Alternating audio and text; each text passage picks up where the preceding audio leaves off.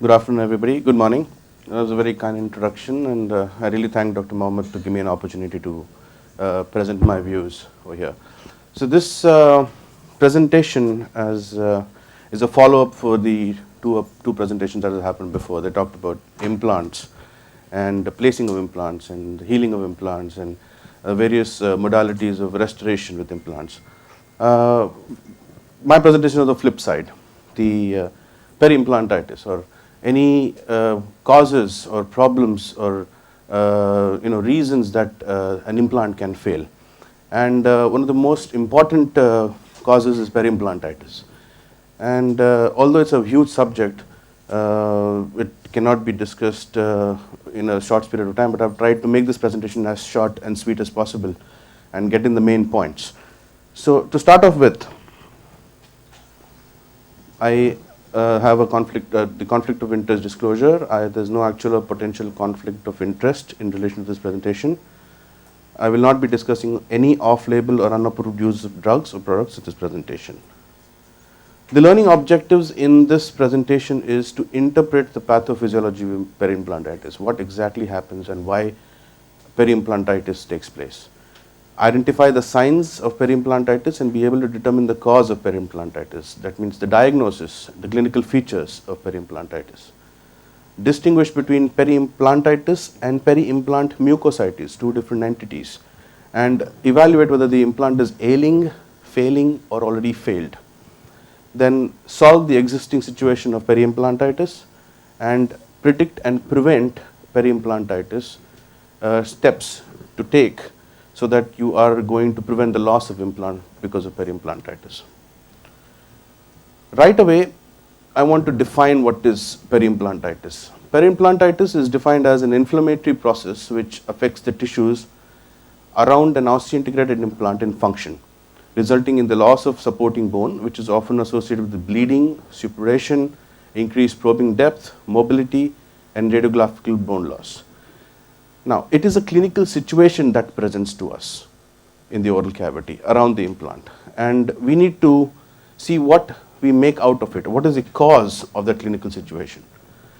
It is site specific. There is inflammation in the soft tissues, and there's a characteristic bone loss around the implant. These are the characteristics of peri-implantitis. So let's take a look at the factors that can really cause peri-implantitis. All these: bacterial infections, occlusal overload, trauma, improper surgical placement, faulty prosthetic design, all of these together or one single factor, any of these will lead to peri-implantitis. If left neglected at this stage, the implant becomes ailing.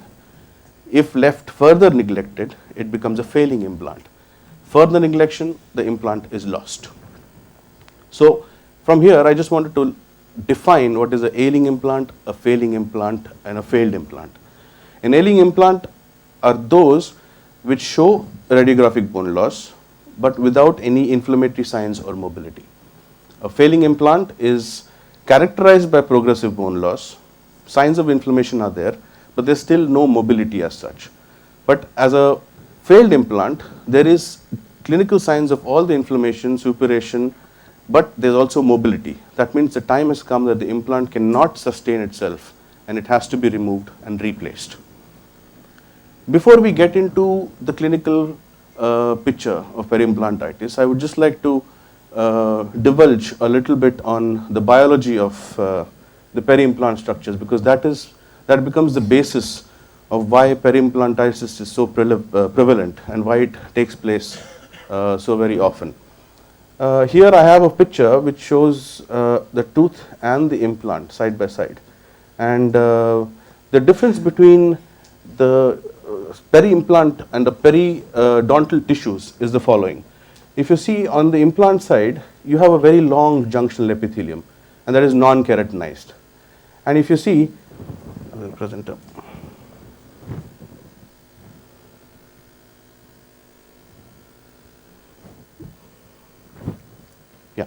If you see, there's a very long junctional epithelium, and which is not actually connected or it is not inserted into the implant system as opposed to the tooth, where the fibers are inserted into the root in the cementum. The fibers are mostly vertical in direction, so that makes it easier for any pathologic process to directly reach the bone level, as opposed to here, because when there are horizontal fibers, they mechanically restrict the percolation of bacterial plaque or any other infection that is going to travel inside. Also, the number of blood vessels is less as compared to here, and also there is more collagen fibers, less fibroblasts.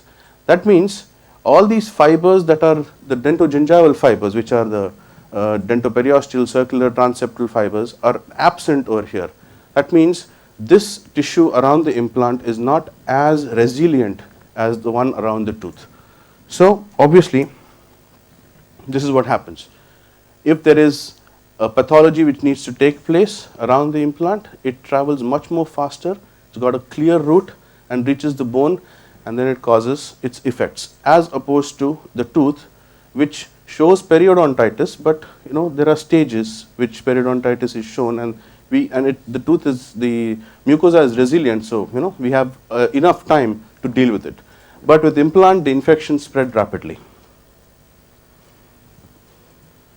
Now, when there is an infection, that can be of two types. It can either remain simply in the soft tissue, or it can have a soft tissue and a bony component. So that is where we discuss the difference between the peri-implant mucositis and peri-implantitis. In peri-implant mucositis, it's just the soft tissue which is involved. So there is inflamed mucosa, it may have bleeding on probing, it may have suppuration, but there is no bone loss. As opposed to peri-implantitis, where there is inflamed mucosa, positive bleeding on probing, may have suppuration, progressive bone loss, and the probing depth to diagnose a peri-implantitis is more than or equal to 5 millimeters.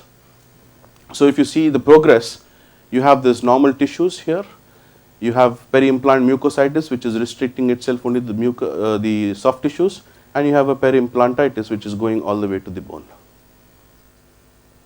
Now, how do we recognize? We know how now the pathophysiology, how the progress of peri-implantitis takes place. How do we recognize? So the clinical features. First, there is a probing depth. When you probe, there is a particular probing depth which is there. There is bleeding on probing, not all times, but most of the time. There is suppuration coming out from the peri-implant area, which shows the sign of infection. There is bone loss around the implant, which is evident by the fact that when you're probing, your probing depth is deeper, that means the bone loss is there. Then there is mobility, there may be or may not be. If there is mobility, it's a failing implant. We know what to do. If there is no mobility, it can be salvaged. It can be, there are various other methods to salvage, what we'll be talking about. And of course, the confirmation comes through a radiological procedure. We take an X-ray to find out whether the implant, what is the status of the bone loss in the implant. Now, probing has to be done with a plastic probe. Why? It's because it's not really hard. It buckles under pressure, so the pressure exerted while probing is not much. Probing should be, the force should not exceed more than 0.25 newtons. Okay. There is presence of plaque around the implant. The pocket depth should be measured to understand how much of bone loss is present, and that can be used to classify the stage of the peri-implantitis. Peri-implantitis is only more than or equal to 5 millimeters. Then it's suggestive that there is a sufficient amount of bone loss. There is a bleeding that might occur or might not occur, and suppuration can be seen. So, like I said, the classical feature again is the bone loss. So, according to the probing depth, we have the classification of peri-implantitis was done by Forum and Rosen in 2012. It can be classified into early, moderate, and advanced. The early one being probing depth more than or equal to 4 millimeters, bleeding and suppuration on probing. Bone loss is less than 25% of the implant length. Moderate would be more than or equal to 6 millimeters. Again, bleeding and suppuration on probing could be present, could not be present. Bone loss is 25 to 50% of the implant length. And in advanced, you have probing depth which is more than or equal to 8 millimeters, and the bone loss is more than 50% of the implant length. Now, the bone loss features. This is a classification by Zhang et al. In 2014. It tells us the various features of how the bone loss looks on a radiograph. The first one is type A, the vertical horizontal bone loss. This is the keyhole bone loss, which is type B. This is a vertical defect, which is type C. This is like a plateau defect, this is type D, and a superficial crestal bone loss, which is type E. So this also tells us the level of the bone also tells us the significance and predictability of how we can, whether this particular implant can be salvaged or not. For example, horizontal bone loss, achieving a horizontal bone loss to save the tooth, save the implant is very, very difficult. Whereas where you have a vertical defect, there is the wall defect allows the bone graft to take up and get healed faster.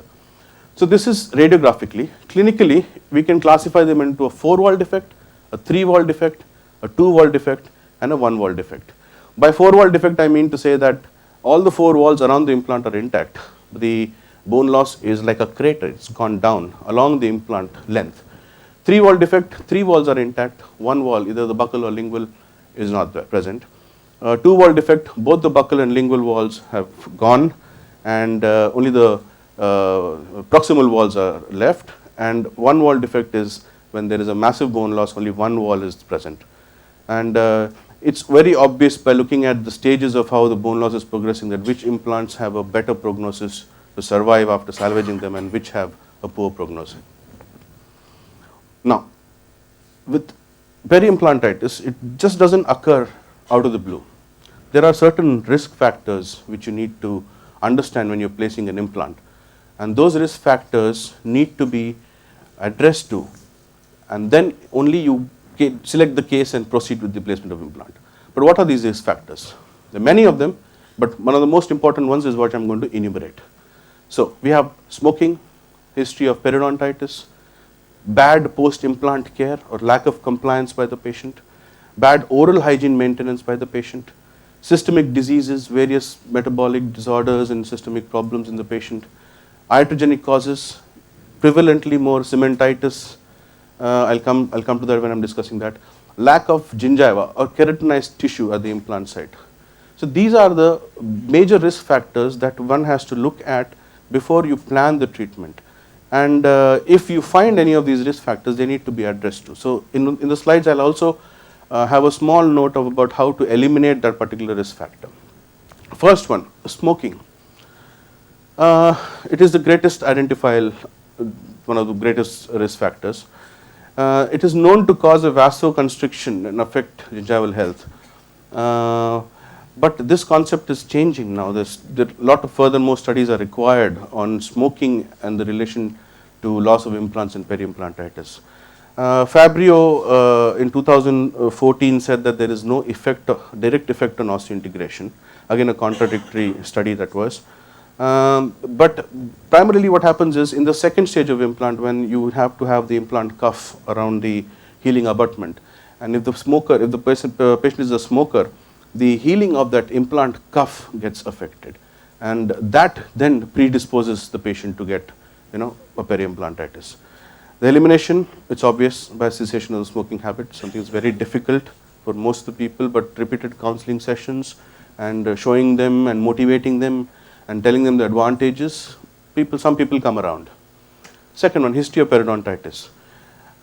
Patients with history of periodontitis are more susceptible to develop peri-implant issues. This is particularly prevalent in cases where a patient is dentulous, partially edentulous. There are some teeth which are periodontally compromised, and you are going to give them implants and restore them in the presence of periodontitis. So here, the history of periodontitis is very important.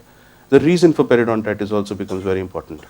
In completely edentulous patients, it's a little more easier, but what happens is it's a very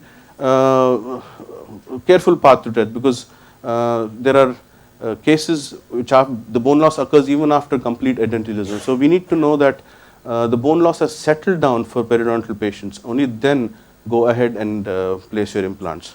So the remedy for this is planning of implant placement should be done only after periodontal disease has been eliminated and healthy tissues are observed.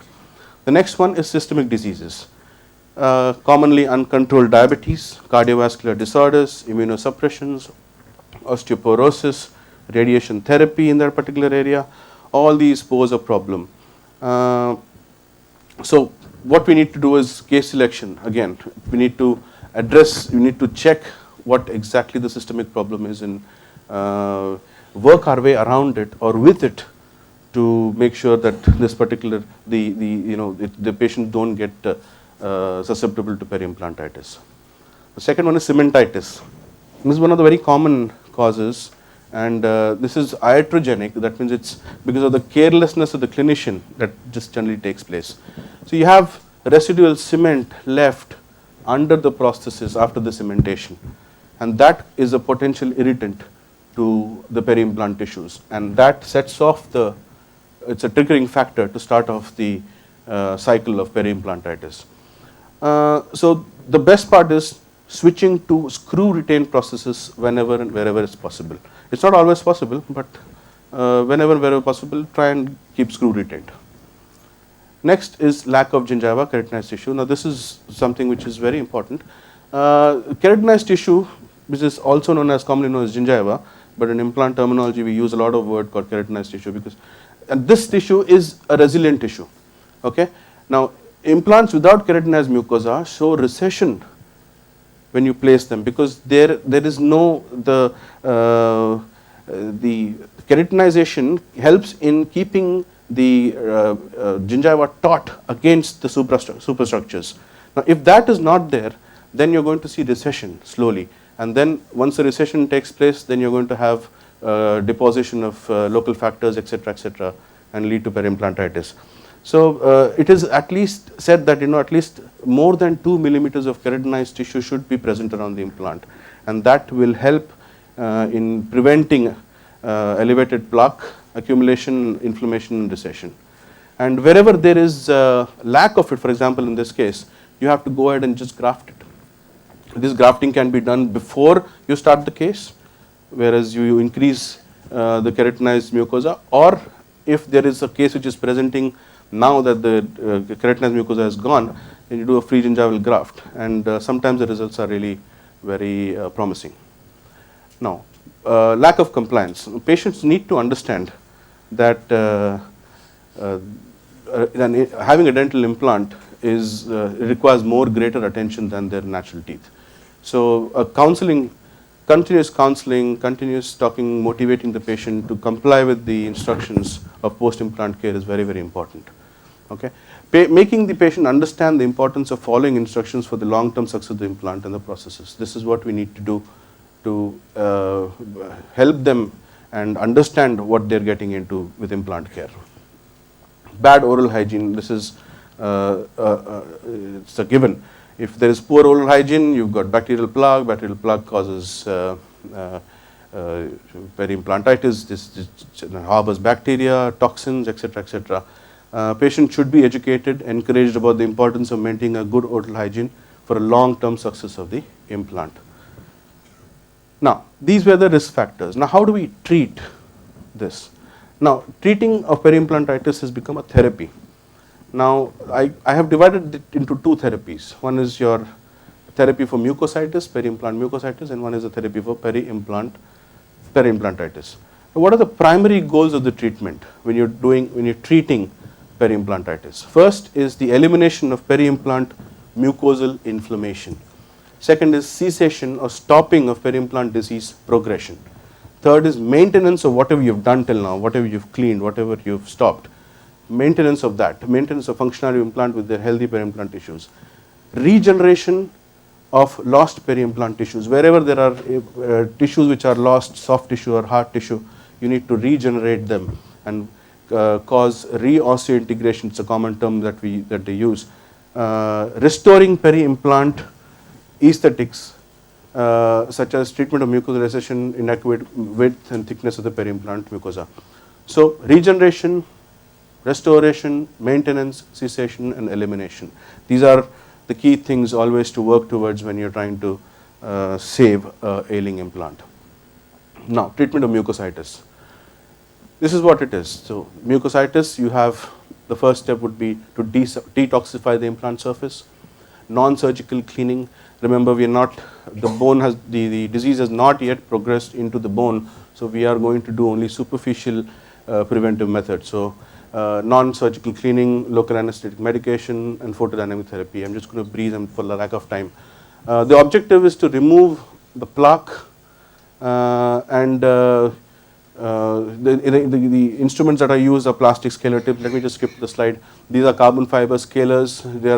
These are soft instruments, not harder than the titanium, so that when you're using these instruments, they do not erode or corrode, or they do not destroy or damage the implant surface. That's why we use soft plastic scaler tips, titanium scalers, air polishing.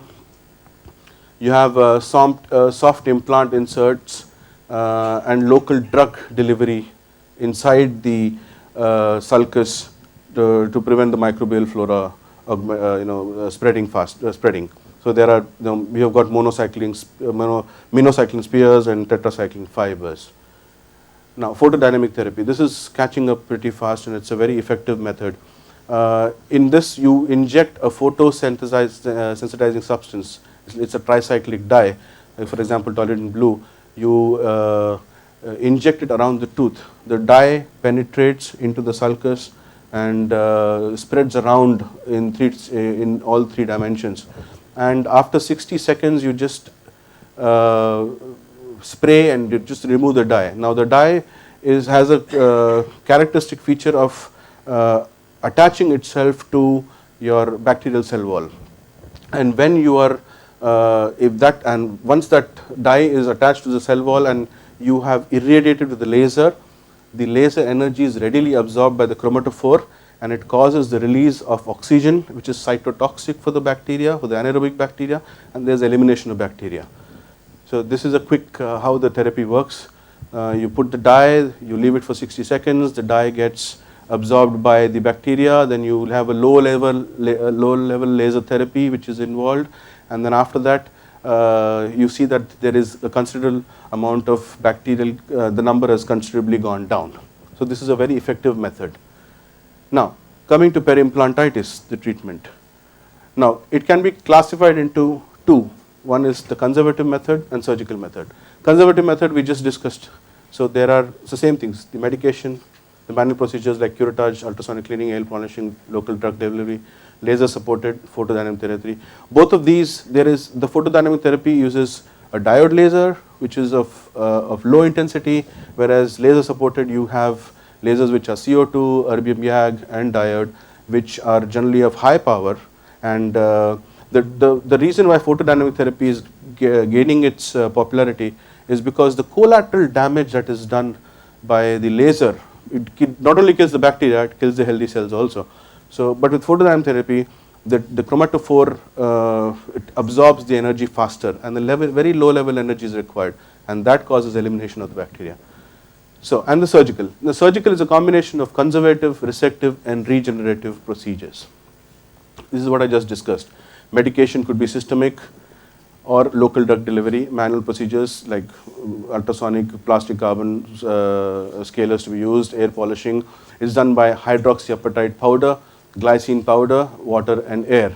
Local drug therapy, we just discussed, laser, CO2 diode, erbium YAG and photodynamic. It's an adjunct. And one must understand that none of this will individually function for any case. It has to be a combination of 3-4 techniques, and that is what gives you better results. Now, surgical. Now, goals of the surgical are to achieve what the conservative approach could not do. You've tried conservatively, now that's not happening, so you're going to go open it up. To provide access for debridement and decontamination of the infected implant surface. Elimination of the inflammatory glandular tissue allow the thorough decontamination of the implant surface. Resective, regenerative. Resect what is pathological, take it out, and regenerate what is lost because of the resection or because of the pathology. Combine resective and regenerative goals whenever necessary and allow healing and reduce the risk of further disease, progression or infection. Now, this was a concept given by Mombelli and Lang in 1998. It's called CIST concept, Cumulative Interceptive Supportive Therapy. In this concept, they were mostly talking about the periodontal probing depth, and they decided that the treatment plan or the therapy should be mostly dependent on how much the probing depth is. So probing depth less than 3 millimeters, A, mechanical debridement polishing and scaling, 4.5 millimeters antiseptic cleansing, chloroxidine, etc., B. More than 4.5 or more than 5, you take an X-ray, and then you come this systemic and oral antibiotic therapy, resective or regenerative surgery. So A plus B plus C.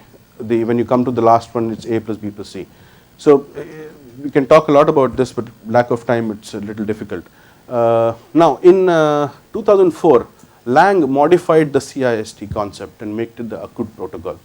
And this protocol, again, pocket depth, plaque or bleeding, plaque index, bleeding, the radiological bone loss, the depth of the pocket, and the basis of this acute protocol was that this is a continuous monitoring process. That means once you treat a patient for peri-implantitis, you just don't let him go and leave it at that. You recall him to see whether your protocol has worked. If not, recall continuously, and this process slowly over a period of time eliminates the pathology. Now, steps of, I just quickly want to show you some cases. Here, this is the case 1.